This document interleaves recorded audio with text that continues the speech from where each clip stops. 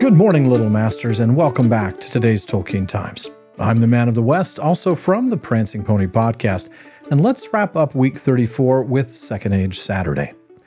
Now, like I told you in yesterday's First Age Friday, I wanted to mix it up a little bit, not to mention buy myself some time to arrange for more guests on Fandom Friday. And so I'm going to be spending all series, or quite possibly two series, in the Lay of Leithian on First Age Fridays. But what similarly epic tale of romance can I find in the Second Age to spend that kind of time on?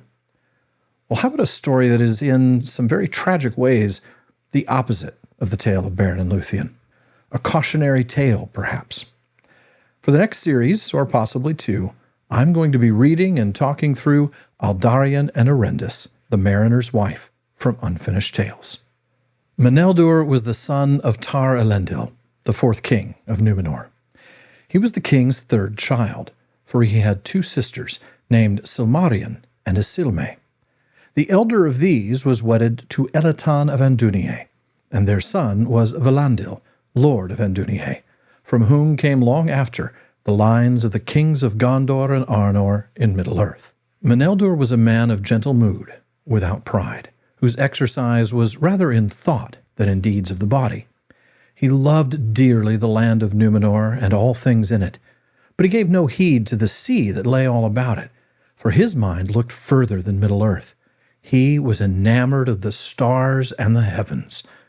All that he could gather of the lore of the Eldar and Edain concerning Ea and the deeps that lay about the kingdom of Arda, he studied, and his chief delight was in the watching of the stars. He built a tower in the Frostar, the northernmost region of the island, where the airs were clearest, from which by night he would survey the heavens and observe all the movements of the lights of the firmament. When Meneldur received the scepter, he removed, as he must, from the Frostar, and dwelt in the great house of the kings in Armenelos. He proved a good and wise king, though he never ceased to yearn for days in which he might enrich his knowledge of the heavens. His wife was a woman of great beauty named Almarion.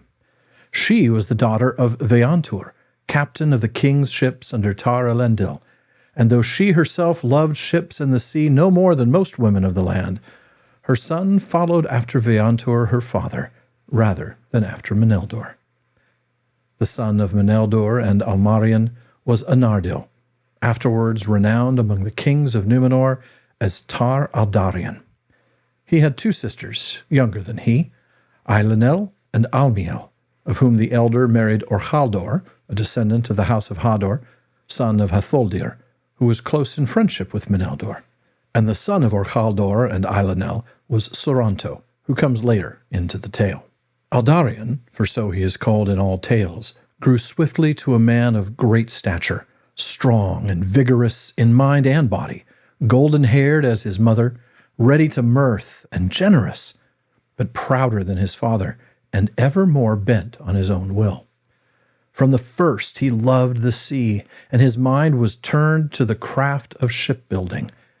He had little liking for the north country, and spent all the time that his father would grant by the shores of the sea, especially near Romenna, where was the chief haven of Númenor, the greatest shipyards, and the most skilled shipwrights.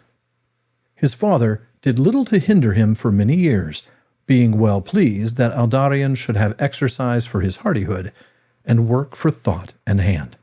Aldarion was much loved by Veantur, his mother's father, and he dwelt often in Veantur's house on the southern side of the firth of Romenna. That house had its own quay, to which many small boats were always moored, for Veantur would never journey by land if he could by water, and there, as a child, Aldarion learned to row, and later to manage sail. Before he was full grown, he could captain a ship of many men sailing from haven to haven. It happened on a time that Veantur said to his grandson, Anardilia, the spring is drawing nigh, and also the day of your full age, for in that April Aldarion would be 25 years old. I have in mind a way to mark it fittingly. My own years are far greater, and I do not think that I shall often again have the heart to leave my fair house and the blessed shores of Númenor. But once more at least I would ride the great sea and face the north wind and the east. This year You shall come with me, and we will go to Mythland and see the tall blue mountains of Middle-earth and the green land of the Eldar at their feet. Good welcome you will find from Círdan the shipwright and from King Gil-galad. Speak of this to your father." When Aldarion spoke of this venture and asked leave to go as soon as the spring winds should be favorable, Meneldur was loath to grant it. A chill came upon him, as though his heart guessed that more hung upon this than his mind could foresee. But when he looked upon the eager face of his son, he let no sign of this be seen. "Do as your heart calls, Anya," he said. "I shall miss you sorely, but with Veantur as captain, under the grace of the Valar, I shall live in good hope of your return.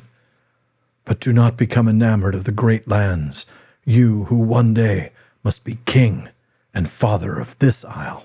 Now, Meneldur was so into stargazing, by the way, that he was actually called Tar Meneldur Elentirmo, which means Star Watcher.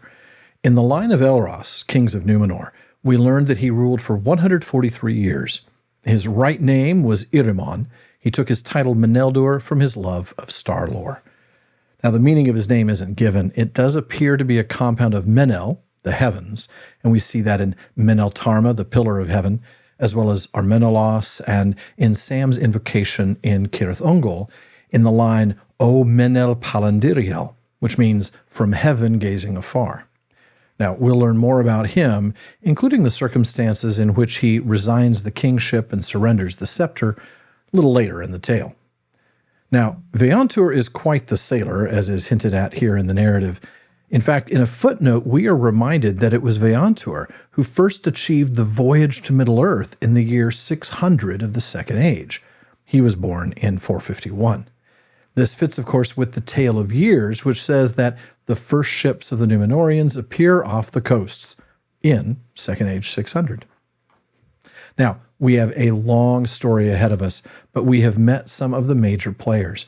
I'm going to hold off on talking about Aldarion until we've had a chance to read further. For now, folks, that does it for this week's Second Age Saturday. Thank you for joining me, and please come back next week as Aldarion encounters his true love. And no, we don't meet Erendis for some time yet. Please visit patreon.com/Tolkien Times to learn how you can support the show, get an ad-free feed, join my content council, get a bonus episode every single week, and more. And please, if you're watching this on YouTube, like and subscribe. If you're listening on a podcast app, be sure to follow or subscribe there. And everybody, please follow @Tolkien Times on all your social media. Finally, as Faramir says, go with the goodwill of all good men.